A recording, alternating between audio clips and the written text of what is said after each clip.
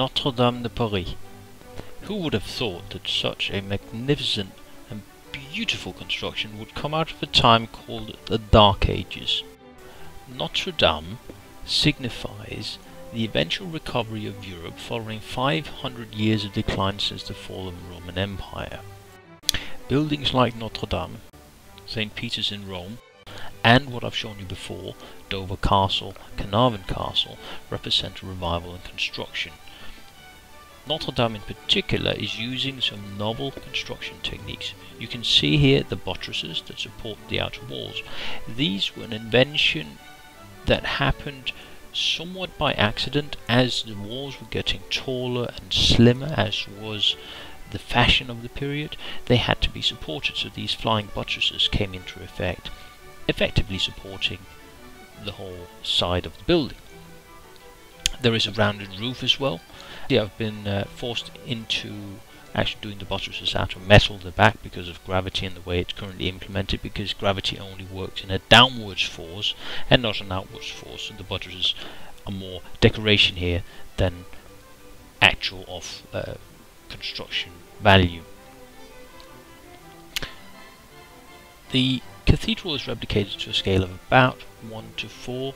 In real life it was about 90 meters high and 70 meters wide.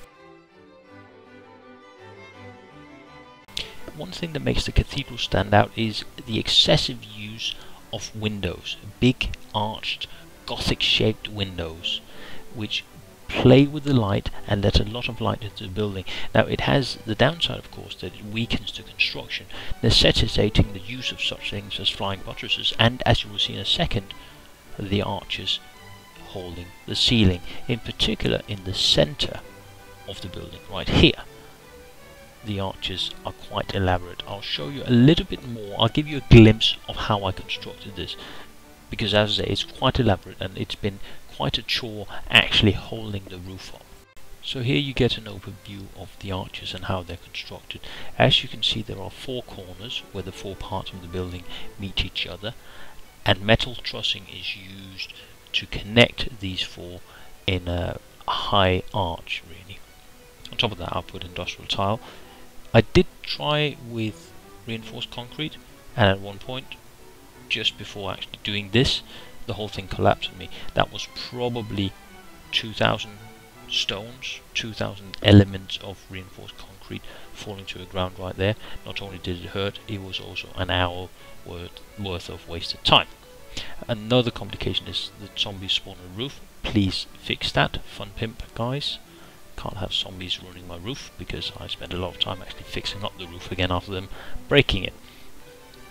In total on this building I've spent about 12,000 reinforced concrete. Here's the blueprint I've used. I've not replicated all of the interior pillars, only some of them, just because of space. I would have to make it full scale if I was to implement that as well. But as I said, about 12,000 reinforced concrete, about 2,000 metal trussing, and as much as possible I've tried to make it match the original dimensions. So at this point there's not much more to say. I've enjoyed building this. I think it has a certain charm to it as a building. I like the way that the roof is slim and narrow and really accentuates this new style of building that would characterize church building in the coming centuries and really move beyond what was possible before the Dark Ages started. I don't believe there is a single building from Roman times that could rival this. So this is the point. I guess this, you could say, this is a symbol of Europe pulling itself out of the Dark Ages following the decline of after the fall of the Roman Empire.